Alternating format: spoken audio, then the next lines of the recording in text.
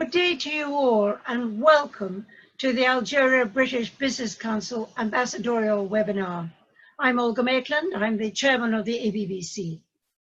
Over the 16 years since it was founded, I've had the pleasure to watch Algeria develop, recover its soul from the dark days of the Civil War in the 1990s, and blessed by a bright and energetic new generation, there is every confidence that they will achieve the future they have worked so hard and strived so hard for. Throughout the centuries, the British have been a friend of Algeria. It began in the Roman times. That's another story. But today, the links between the two countries has never been better. In recent years, the ABBC has hosted roundtable dinners at my home in London with both the British ambassador and the Algerian ambassador of the day. The briefings were popular and friendships developed. So to make up for that, we are going virtual to reach our many friends of all sectors who are keen to maintain their links with the country. Today, we are honored to host His Excellency, the British Ambassador to Algeria, Mr. Barry Lowen. And in his time he's been in Algeria, he has made many friends, speaks both Arabic and French, and has a deep understanding of the dynamics and challenges that the country faces. Mr. Lowen, as you will discover, has an instinct for positive action and understanding both the government and the economic challenges it faces. His mission has always been clear. Britain is there for you as a friend, but also as a partner as the country moves ahead. After the ambassador has spoken, I will invite Mr. Yassine Bouhara to make some remarks and give a perspective from Algeria. Mr. Bouhara, chairman and founder of the TEL Group and Investment Fund, understands the needs from both his country and also of the many foreign investors who wish to participate in the growth of Algeria. I should also add that Mr. Bouhara is on the advisory board of the ABBC.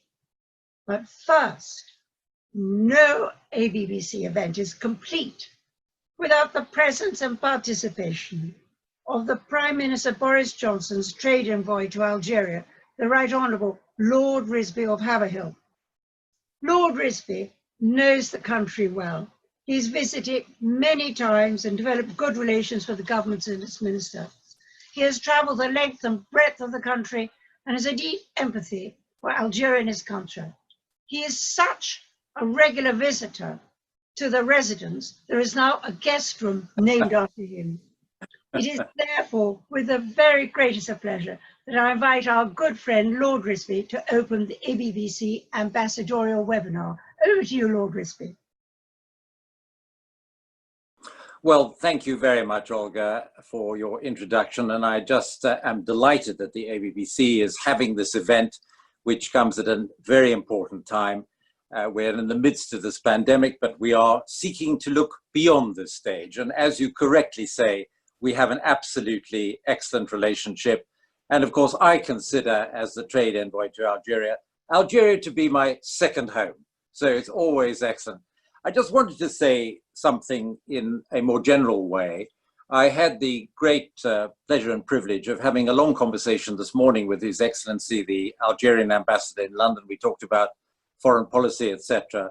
And I just wanted to say something about Algeria in this context, because there are very few countries in the world that work so hard on their bilateral relationships right across Africa, the Middle East in particular. And I just wanted to highlight something which I think all of us must acknowledge and praise. That is, immediately after this terrible event happened in Beirut, the Algerians were there sending doctors, medical equipment to support without making a fuss about it in their normal, understated and very efficient way. And I think we all should acknowledge what they have done at this very difficult time for Lebanon. But just looking back on this year, despite this terrible virus, we have had a whole series of events which strengthen our bilateral relationship. We had, of course, a milestone event in January, the Africa Investment Summit, which took place in London with Algerian participation, of course. This was not only an important milestone in our relationships with Africa, but of course with Algeria, the biggest country in Africa. And that was followed by a very successful technology forum, and indeed, subsequent to that, an extremely well-attended UK trade mission to Algeria, all of which we can count as a considerable success. And in the context of Britain, of course, we've technically left the European Union, but we are in the transition stage, and that is the basis for discussions with our friends as to how we deal with trade in this period. And I'm delighted that a video conference took place between two key ministers from both countries to see how we can take this matter forward. And indeed, that is actually happening with a high-level task force that has been put in place to actually smooth the process of further developing our business and economic relationships. And that is to be very welcome. Now, what I also wanted to say is that I'm very, very keen, obviously, to revisit Algeria as soon as possible. But what this terrible period has actually revealed is the absolute fundamental importance of technology. I'm a parliamentarian, and I have been working with a virtual parliament. And what is so exciting about Algeria is that people grasp, they are dynamic entrepreneurs who I've met, deputy minister, all of that, making it clear that they know that the knowledge economy is something that they want to deal with and we can help them with. We want to share our experience here in Britain with our friends in Algeria in terms of developing the knowledge economy. So we will be taking that forward in the future. And I just wanted to say this, we all learn lessons from events. Britain went through a stage of being rather dependent on the financial sector. And of course, Algeria has to deal with the fact that it will be diversifying. There is no doubt about it, away from energy. And we want to share in what I know is going to be a good outcome and prosperity for that country, building on our excellent bilateral relationship, of which you, Olga, and your organization play such an important part. Thank you for allowing me to say a few words in this opening moment. Well, thank you, Lord Risby. If you have time and can stay with us, we would love you to chip in with some comments. Of course. We would really appreciate that. So now I have the very greatest of pleasure to invite His Excellency, the British Ambassador to Algeria, Mr. Barry Lowen. Lady Olga, thank you very much for those kind words and for convening this webinar. I think we've got even more people involved than you managed to fit around your dinner table at your house. I don't quite know if that's true, but it's great to have so many participants. And I see many familiar names. And so I very much hope this will be a round table and that people will contribute their suggestions, their comments, as well as questions. So I look forward to the discussion. And can I say a big thank you to you and to the ABBC for all you do to promote the trade and investment relationship between our two countries. And I firmly believe that business is a force for good for both the UK and Algeria, and for the win-win partnership between us. And thank you for everything you do to promote that. As you said, it's a very, very long relationship. The first British consul came to Algiers in 1580 at the request of Elizabethan merchants to support business. And I'm delighted to say that remains a very top priority for the embassy, is to continue to support business, to do business. I named one of the bedrooms in the residence after that first consul, John Tipton. As you say, we named another one after Lord Risby, a bigger and grander bedroom, of course.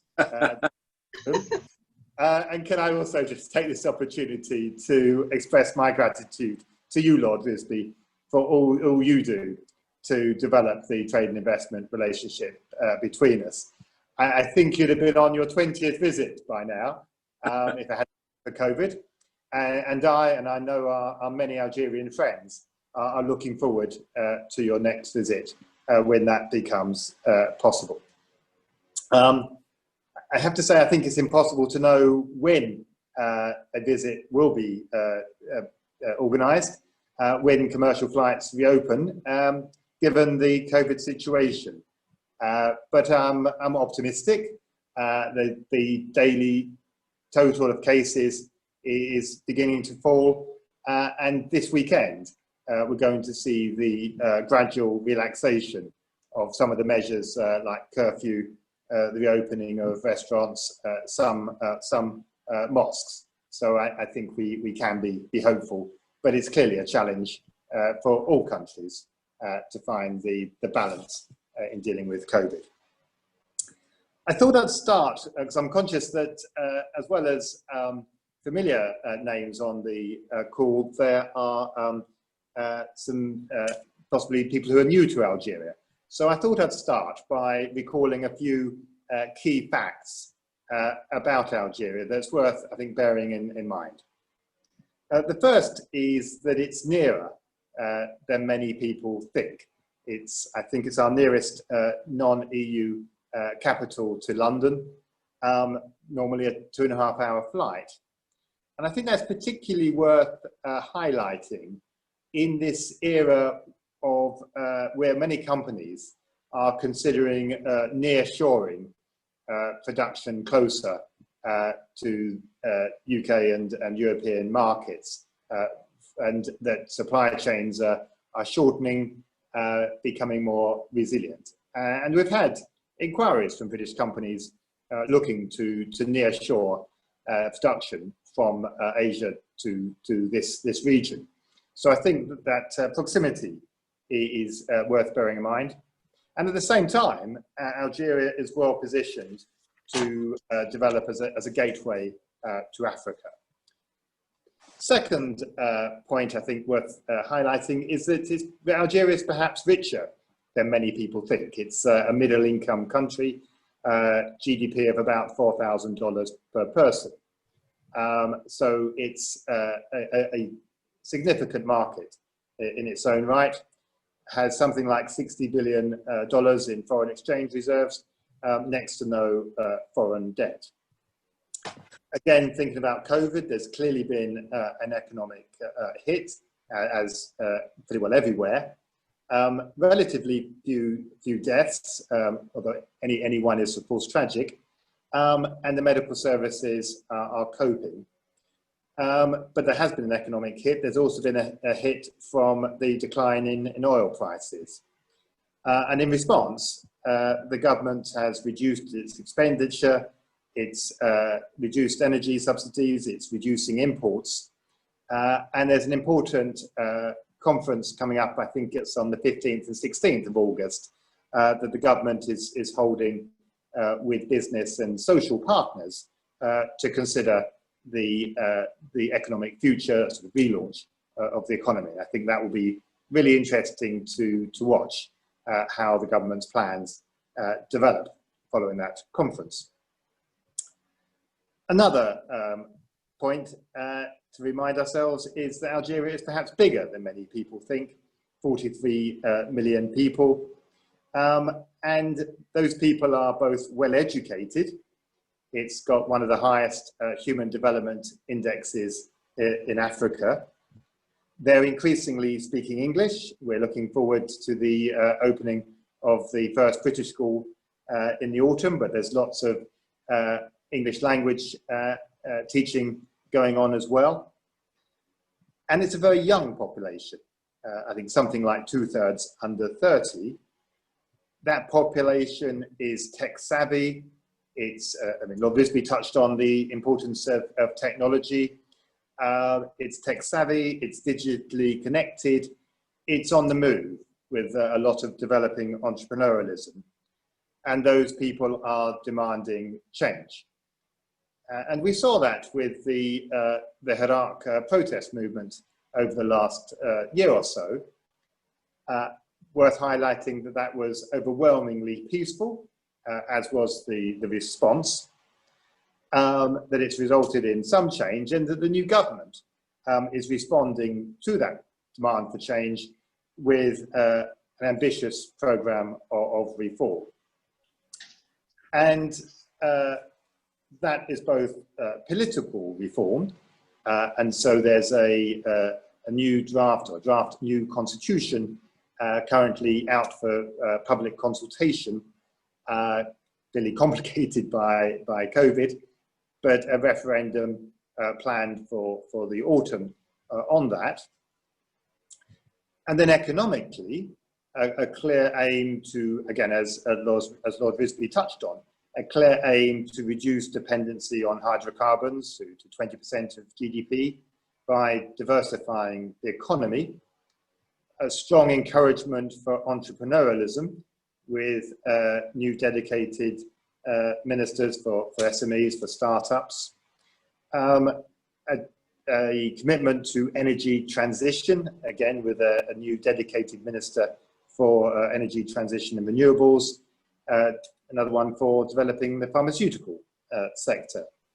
So a very clear response to take forward economic reform and diversification, and an ambition, again, as Lord Visby touched on, to develop a tech-based knowledge economy. And we've seen already moves in practice to deliver that, with the relaxation of the 51-49%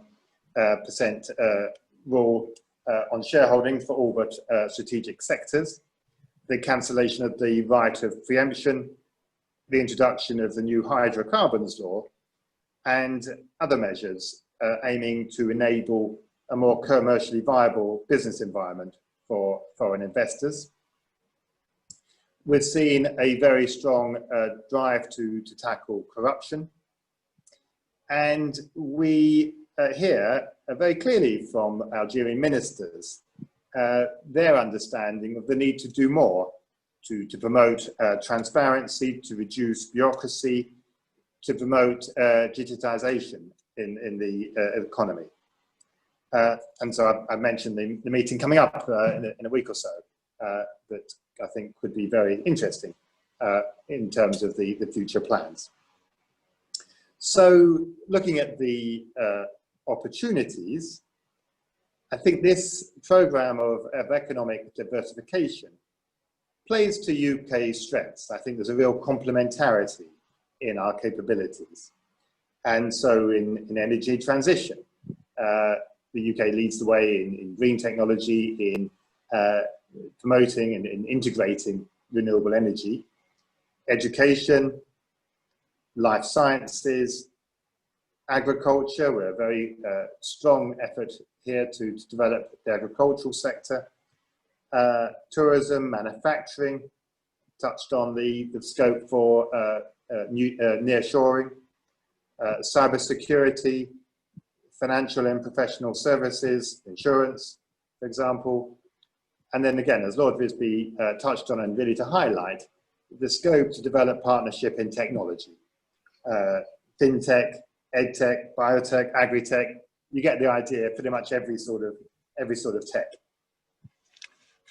But, and I think there's bound to be buts in any market. You know, business is always has challenges, and I think clearly there's the current challenges around COVID. The borders closed, no commercial flights.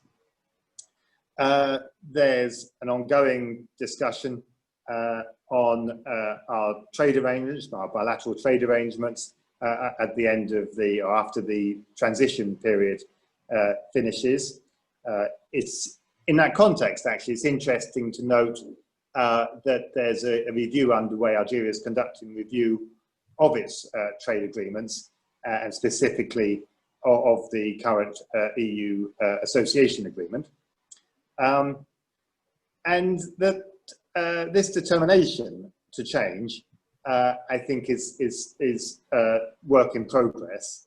That there's still more to do, as Algerian ministers acknowledge. But a business leader this week actually made the point to me that this determination to change, it represents a fresh start. And that process of catching up, if you like, will open opportunities. And we hear from business that, yes, there are challenges, but there are also higher rewards than elsewhere. So I think a real opportunity. Can I close by making three plugs? First plug is that we plan some further webinars, following your lead, Lady Olga, further webinars about specific areas of opportunity. So energy transition, healthcare, which I can expand on if that would be of interest, education, particularly around ELT and vocational management training. And we're very open to suggestions on further areas where people would welcome that sort of webinar to go through in more detail areas of opportunity. Second plug is for UK Export Finance, which has £3 billion of cover available to support bilateral business. And then my final plug is for my Department for International Trade team here and indeed across the region. We are here to help with information about opportunities, with introductions, and with help for market access barriers. So please do use us to help you to do more business. Thank you, Lady Olga. Well, thank you, Ambassador. And of course, when you come on stream, there's always more work to be done. I absolutely agree with you that we will do some more sector-specific webinars in time to come. And I'm very encouraged by your general overview from your perspective about how things are moving forward. So we will go into more detail later. But I now have great pleasure of introducing Mr. Yassine Bouhara, who is a good friend of us all, the chairman and founder of the TEL Group. And Mr. Bouhara has that unique quality of being able to understand what Algeria wants and needs and can manage, and also how the international community can really respond. So over to you, Mr. Bouhara. Thank you. Thank you very much, Lady Olga, and with pleasure, I'll be, or at least I will be trying to answer some of the generic questions. Just as an introduction, it is important for me just to reiterate the fact that the process of transformation of Algeria started in early 2019 in the events and the citizens movements that we call the Hirak. So Algeria is and was already in a phase of transformation, which to some extent is a very positive framework, because as the world is transforming on the wave of the pandemic, Algeria is transformation compatible now. So we have now a process of political and economic reforms that are taking place. Some of them are obviously slowed down by the pandemics, the restriction of traveling, and obviously all the angst and the fear of economic collapse in the world that are being at the highlight of the pandemics of COVID-19.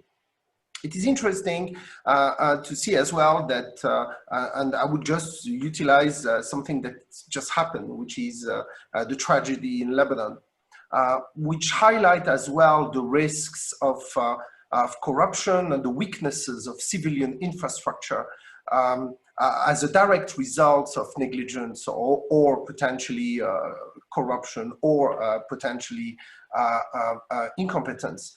That the fight against corruption is now taking a sovereignty / strategic value. And this will most probably and inevitably in a country like Algeria accelerate the move of the reduction of corruption and therefore the improvement of doing business in general. I'm not going to reiterate all the trends that was expressed by His Excellency Barry Lowen. I think he did a very good job in painting the entire picture on all the sectors. But the way I look at the pandemics and the post-pandemic situation is that everything is just accelerating. All the trends that were already there are just accelerating at a speed that is that is very fast. And then the question for us is, what is the positioning in Algeria? And more concretely for people that are part of the webinar that are interested to invest in Algeria, how can I take opportunity of the current situation and how do I invest in Algeria? And I'm going to try to answer to the generic questions that I normally receive as we advise investors across the world. Primarily. So number one, on the 4951 question, as everybody knows, Algeria has implemented the 4951 rule in 2009. It was on the wave of the economic crisis of 2008. I'm not going to go into the reasons why it was implemented, but it was perceived being a hurdle. Now, the new law of finance that have been released this year has now lightened the 4951 rule and reduced it to something that is defined as strategic. We can go into a very long debate of trying to define what is strategic, what is not strategic, will this be allowed or not. My view is the law is there. The administration is not yet ready to execute all the processes, but I can guarantee you that if an investor comes with a project of investment that is clearly defined and put it down forward for an investment, there is the possibility to invest 100%. Yes. So there is no restriction of doing it, but there is a difference between asking the conceptual question and putting down a concrete creation of company at 100. If someone wants to create a company, owns 100% by a non-Algerian / non-resident, it is possible to do as of today. Yes, not that it was, that it is something that has already taken place in scale, primarily due to traveling restriction. In Algeria, it's not possible to remotely create a company. Yes, so you have to be on the ground. Now, is it possible to give a procurer to a person via one of the Algerian diplomatic representation, that one of you potential representative in Algeria creates the company in your behalf? Yes, that's possible. But the reason why we haven't seen yet a development is primarily due to the restriction of physical traveling. And so that is one inclination. A lot of investors ask me, I hear that soon or potentially it will be possible to do foreign debt. Yes, so to basically borrow money abroad. Number one, as an advisor and as an investor in a country where potentially over time the currency may devaluate, I don't see why you will borrow money in foreign currency for a project in Algeria. That is my view. I don't think that would be the most appropriate thing to do. If you can borrow Algerian dinars and create debt in dinars at spreads of rates that are reasonable, it is better to borrow in domestic currency for your local project. Nevertheless, it is now a possibility, but that's subject to the central bank authorization. So again, in the same fashion as I've mentioned for the 4951, there is no automatic process of being able to borrow money abroad. But if as part of a project, there is some potential financing that is required to be done in foreign currency, yes, the legal framework now authorized to consider it, yes. It is a very big change because prior to this, that was not possible. And this is something that you need to keep in mind. Nevertheless, it is clear as well from the authorities that the recourse to foreign debt for domestic project is primarily, and that's the opposite of 4951, designed for strategic project, and I'm more thinking infrastructure, strategic implementation and project finance in general. So that is for what is related to potential foreign debt. The question is, again, as well from our investors, is how do I provide advisory services from abroad? I mean, all the messages from the government is clearly favorizing domestic providers. There is not punitive, but hurdle taxation of foreign advisory services in Algeria. And it's very easy to counterbalance. First, you have a talent pool in Algeria of dynamic and young people that are more than eager to participate to advisory type activities. And my advice for people who on the long run want to provide advisory businesses in Algeria and generic services is please implement yourself on the ground. If you create a subsidiary in Algeria, and know that you can do it at 100%, set up a domestic entity, recruit some local people, and then a part of the services that you provide from abroad will be authorized for foreign currency repatriation as part of, matrix of services, but have some of the services being provided from Algeria.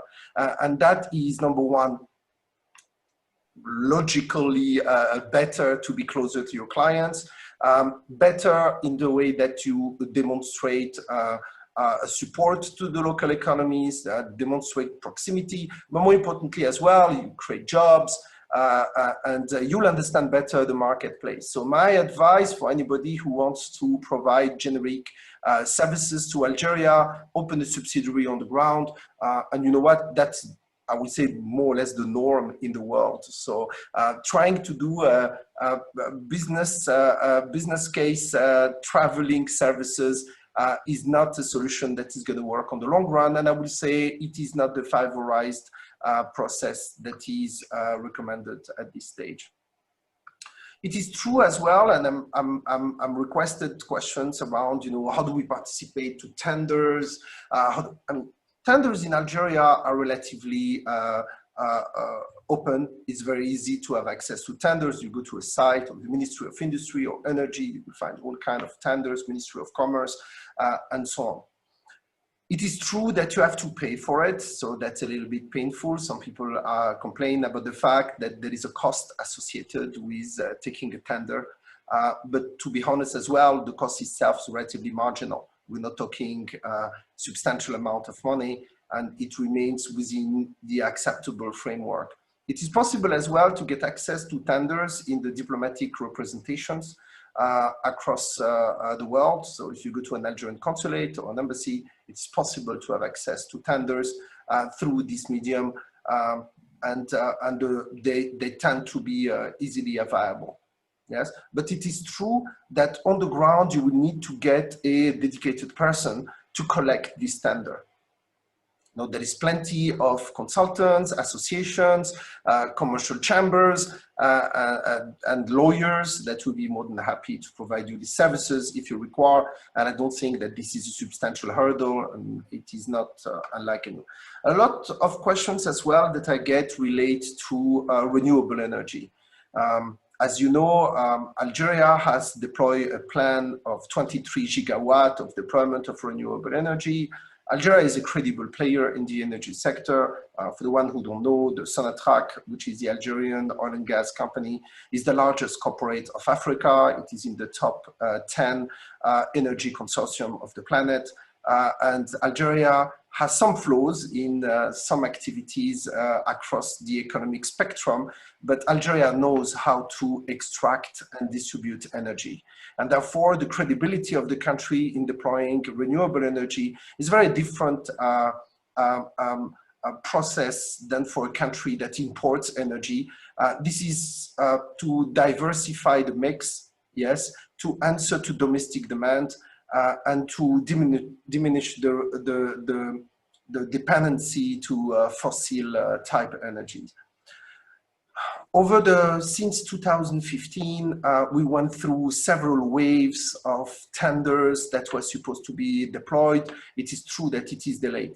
The government seems to be committed to renewable energy. We are all waiting for this to happen. I urge people to be patient.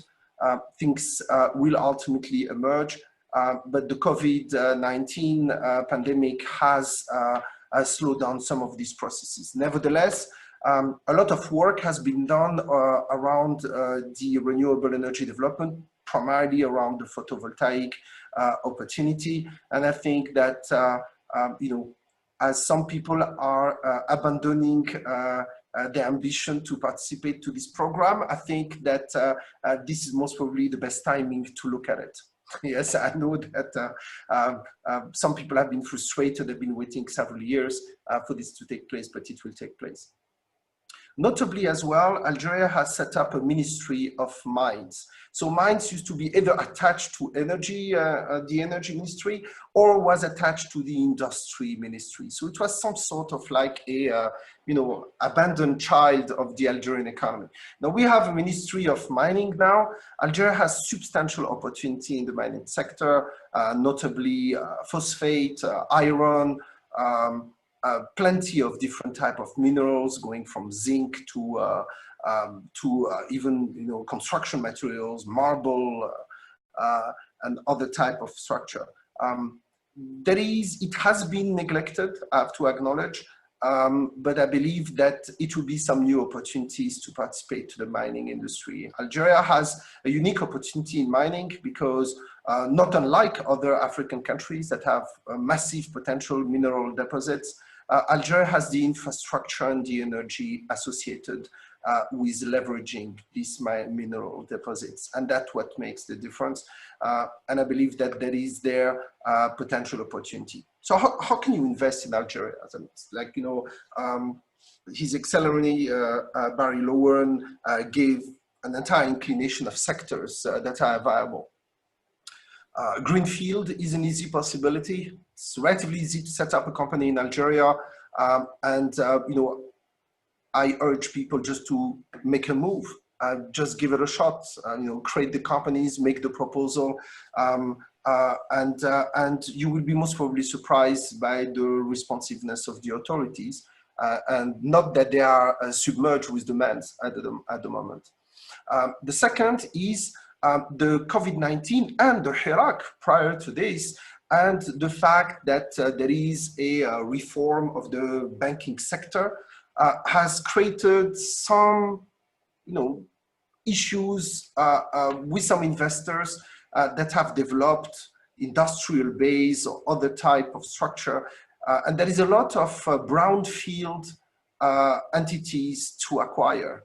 So unfinished factories, project that are 90% done, relatively good project. If some of you are interested, they can contact the ABBC, and we will be more than happy to provide some inclinations of where and which sector these opportunities are, but they range from agriculture to generic FMCG, some mining, and some industrial processes that are viable. There is obviously as well some opportunities in joint venture with the public sector. That is a more challenging thing to do. I will strongly advise to do a joint venture with the public sector only if you're a large multinational or a substantial entity. This is not for medium investor scale. And last but not least, there is the development of funds. So what is new in Algeria with the government is that there is not a week where in Algerian newspaper you don't hear about a fund. Yes, that sounds totally normal if you are a UK investor, but that was a foreign word just 4 years ago or 3 years ago. The concept even to set up a fund wasn't there. So there is now opportunities to develop intermediated investment capacity. In Algeria, there is now the development of fund capacity. So Intel Group, we have designed a structure. We've been granted a license to operate as an asset manager on the ground. And we have as well a Maghreb/African private equity entity. We'll be more than happy to talk to investors if they're interested to intermediate their investments to ourselves or other players. We'll be more than happy to introduce.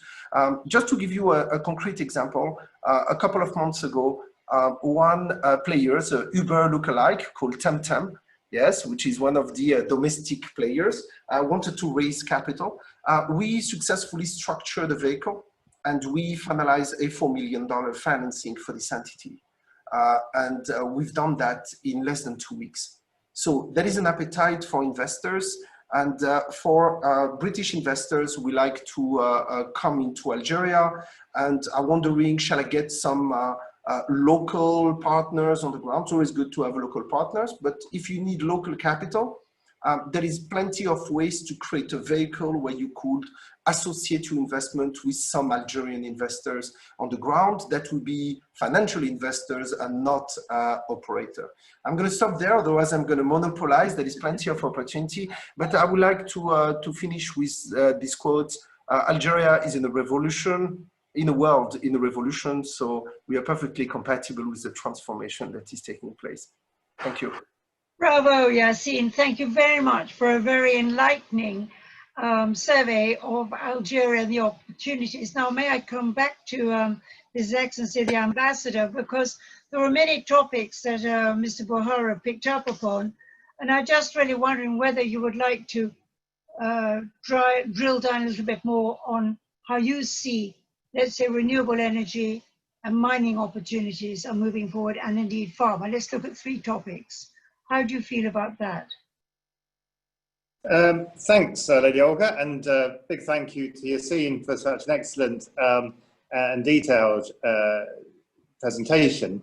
So I think renewables, clearly a big focus. I touched upon the creation of a dedicated minister for energy transition and renewables. We're looking forward to having a meeting with them, and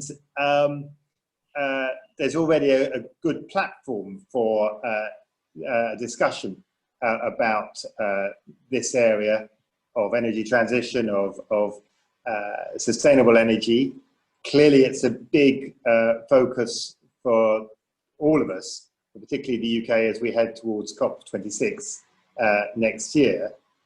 And I think there's a lot of political will behind this transition. So, as always, I think it's a case of identifying what the UK is particularly good at. You know better than me, but my understanding is we're particularly good at integrating energy and integrating project integration. So having a very clear pitch is something we're developing. We've already put in ideas around energy transition to the Algerian government. We've got an MOU between us to help to act as a sort of platform to introduce our expertise on this transition.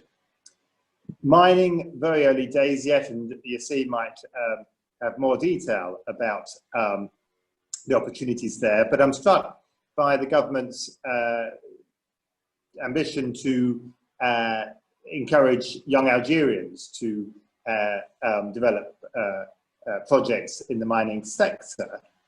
And I suppose that might be an area where there's complementarity, where perhaps UK companies with experience can bring that to a partnership with new young Algerian companies.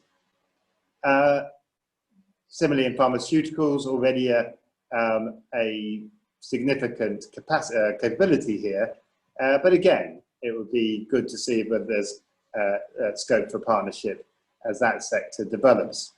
I think just to highlight something that Yassine said, which I think was absolutely right, that in this sort of new era with so much change and a sense of a new beginning, I'd encourage people to make a proposal, not necessarily wait for opportunities to emerge, but to come with ideas that we can help to put to Algerian partners and government. So you know, don't be shy.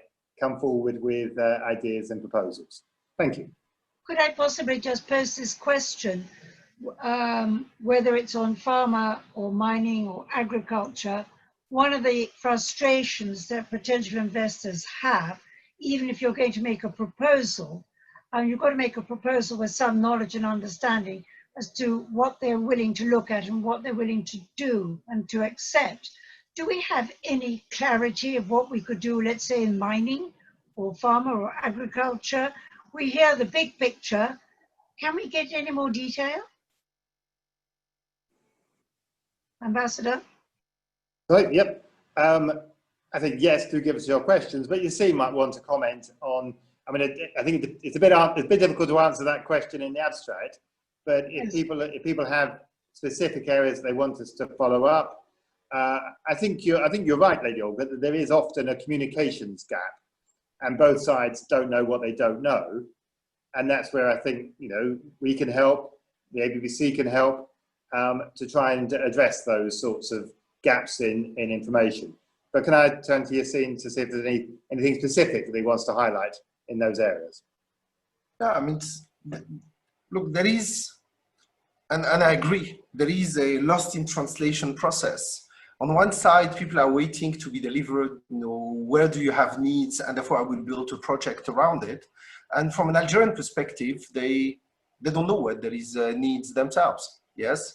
I mean, take agriculture, for example. It is estimated that there is around 3 million hectares of arable lands in Algeria that are not being utilized. If someone came with a project of developing agricultural capabilities on the ground, it will be well received, but people have to do some homework.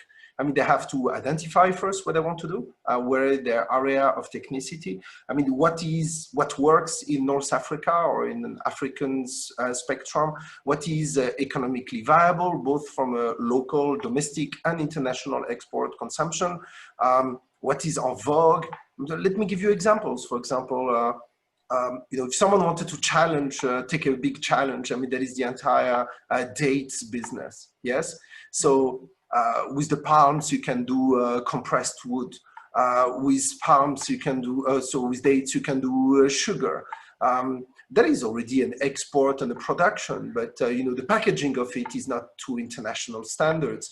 There is as well all the industry of transformation of this product that hasn't been properly deployed. There is, I don't know how to say it in English, a figue de Barbarie. It's a cactus fruit that is a viral plant that was brought by the conquistador from Mexico that have spread it across North Africa.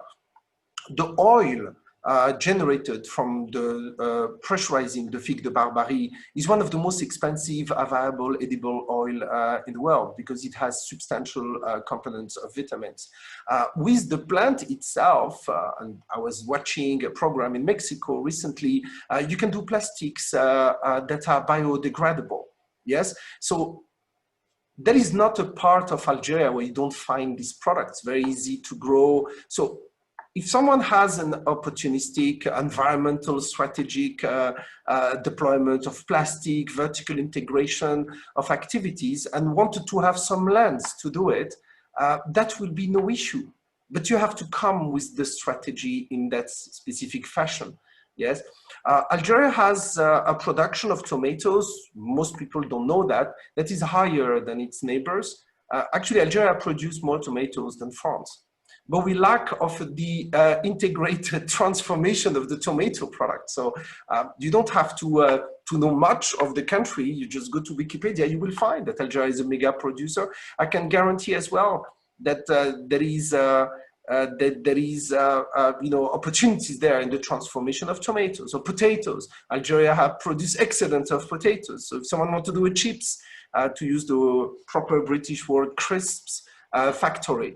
There is possibilities to do things of that nature. So I think for entrepreneur, Algeria is quite interesting. There is plenty of things that can be done, but I cannot more than agree with the ambassador, is to basically say, don't be shy, come up with your proposal. And if you are short of ideas, please come. I saw that one of the participants corrected me on the name of the product. It's called prickly pear. So not a new word. Well, thank you, Yassine. I think actually the points that you've been making about us as coming up with ideas and participation and using local support is really critical. Could we possibly turn to two subjects we haven't really explored enough, and that's technology, which of course is much promoted by Lord Risby, who's been very committed to the new technology sphere.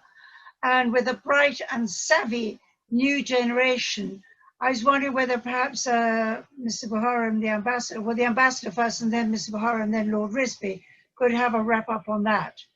Mr. Bouhara? Yep. Or Ambassador, fine, please. Okay. Sorry. It's so important. It's something we're really strong on. Yeah.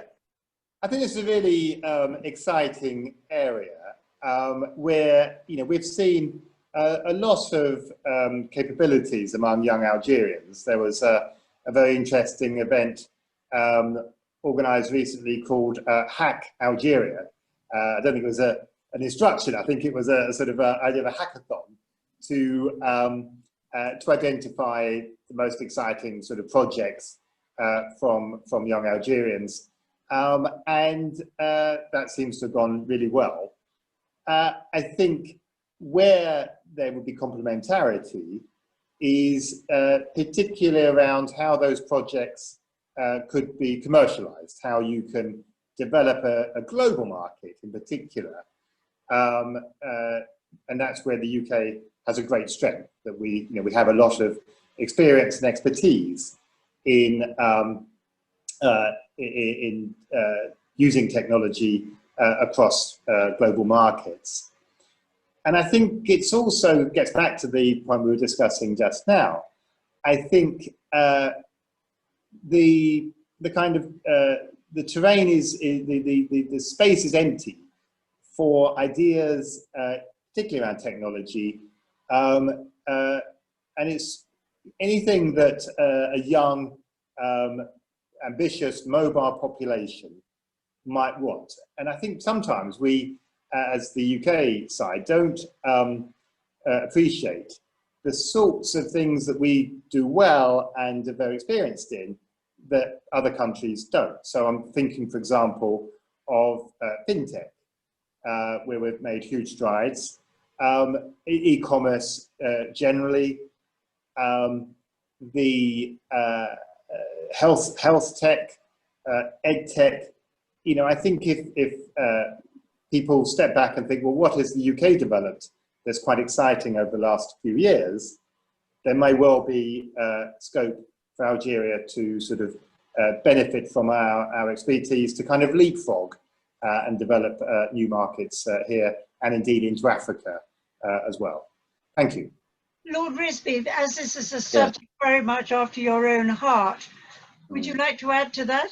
Yes, just one thing. It's a very curious phenomenon is as a result of this pandemic, we are seeing a technology being deployed in health, which never existed before.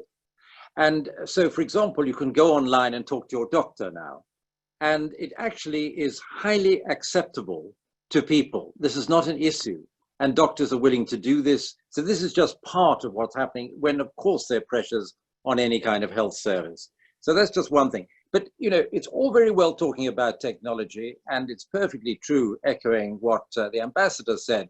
There are 4 tech hubs in the world, and 2 of them in the United Kingdom. And if you look at the investments into the United Kingdom technology sector broadly, it's enormous, and it's doing well. But it does only exist and is supported in a startup sense by appropriate tax and employment policies.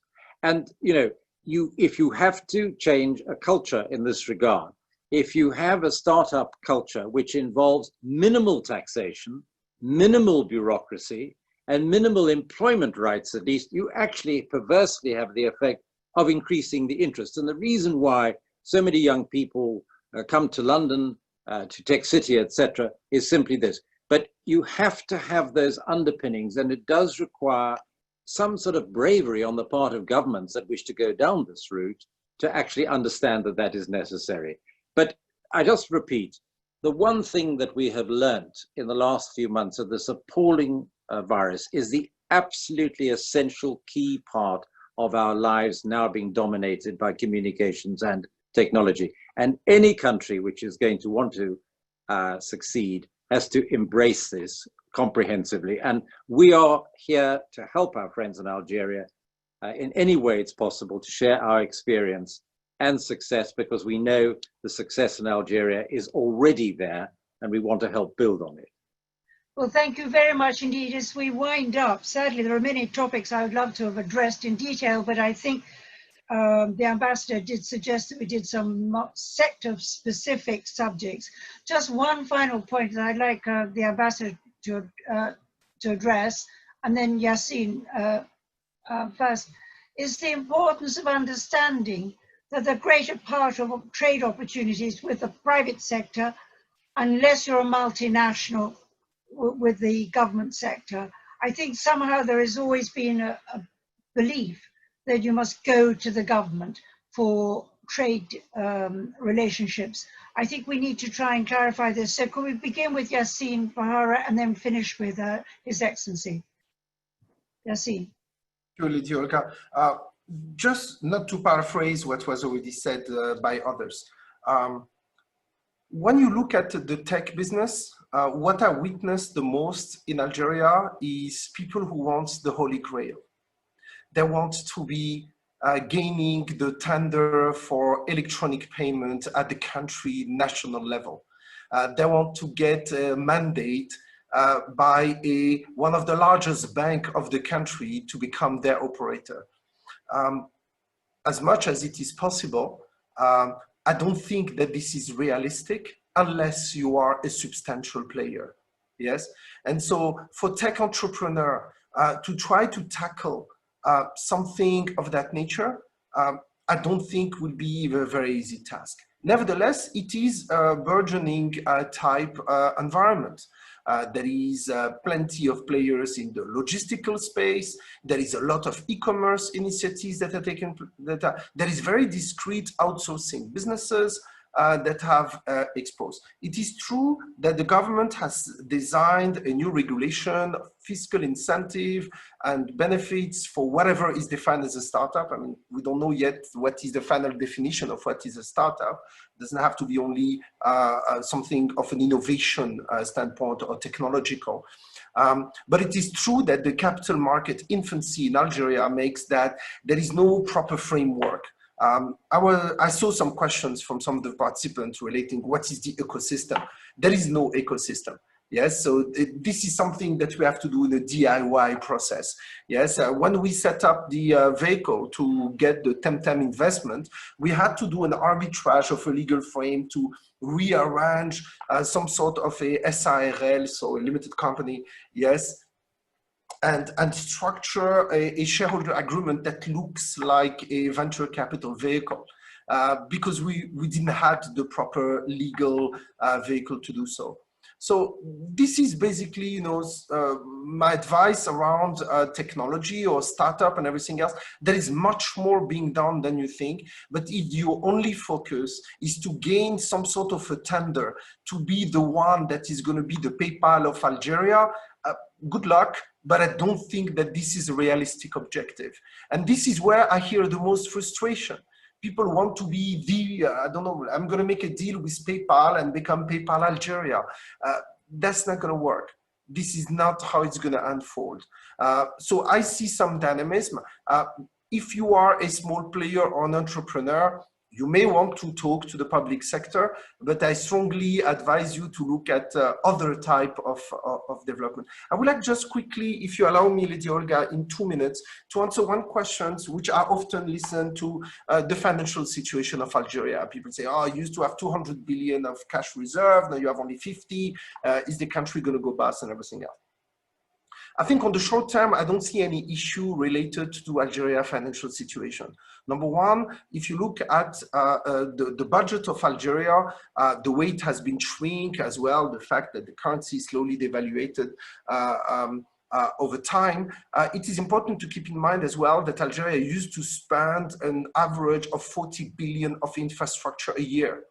Somehow, since oil price collapsed, there is no development of infrastructure of that scale at the moment. Therefore, on the short term, I don't see an issue. Nevertheless, the fact that there is a shortage of deployment of infrastructure will have substantial consequences on the long run if there is not a restart of infrastructural spend. Yes, so from a short-term standpoint, I don't see the issue of the reserve of change as something that is substantially threatening. There is as well a positive payment balance in Algeria that we don't see, because as the remittances from migrants or Algerians from abroad takes place in the informal space, they are not accounted as payment balance. So technically, it is estimated, let's take our neighbor Morocco has around 7.5 billion of remittances a year. Algeria has officially 2.5 billion. It is estimated that this number must be closer to 10 or 12 billion due to the size of the diaspora that is abroad. So when you look at the balance of payments of Algeria, you need to add some sort of 8 to 10 billion. And when you do that, suddenly the commercial deficit is absorbed by that specific component. So I'm not going to go into more details into it. I'm not too concerned at this current stage of the financial situation of the country. I'm concerned of the speed at which reforms are done. I'm concerned about the speed at which the diversification of the economy takes place. I'm concerned about the speed at which we reform capital markets, the banking sector, the governance, the speed of the legal framework of the fight against corruption. All of that is a bit too slow, but this is already quite good that it is happening.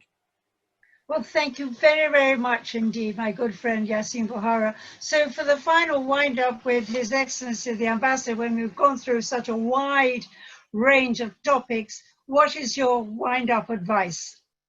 Thanks, Olga. 3 quick points. I think, as Yassine has just touched on, yes, there is pressure, but that is, I think, translating into this determination to reform and to diversify, and that opens up opportunities.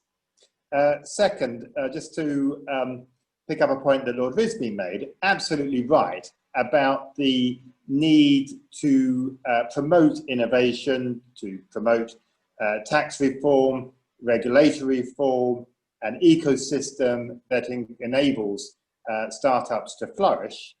And that is something that the Algerian ministers recognise, and it's something that I'm pleased to say we are working increasingly closely with them to share our experience in all those areas. And then thirdly, and I suppose this is my answer to your point about advice, I think it's to use us to help you. It's to give us feedback when you come across problems that we can discuss with the Algerian government, which is, in my experience, increasingly open to having that sort of feedback. But it's also to try out your ideas with us. If you have an idea for a project, if you see an opportunity, we will tell you honestly if we don't see it as being viable, if we don't see an opportunity. But if there is an opportunity, we're very keen to work with you to deliver the business. Thank you. Ambassador, thank you very, very much indeed for giving such a wonderful, comprehensive view and advice.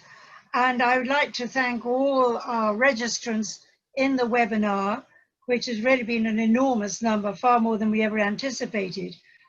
We will continue with our work, and I would say to you that the ABBC is willing and happy to support you in your endeavors in Algeria. We have an operating office in Algiers with a country manager, Maya Boumediene. We are there to serve you, and we're happy to engage in detailed discussions with you after the webinar. But may I give a heartfelt thank you to His Excellency the Ambassador, to Lord Risby, and to Yassine Bouhara. Goodbye to you all. Thank you.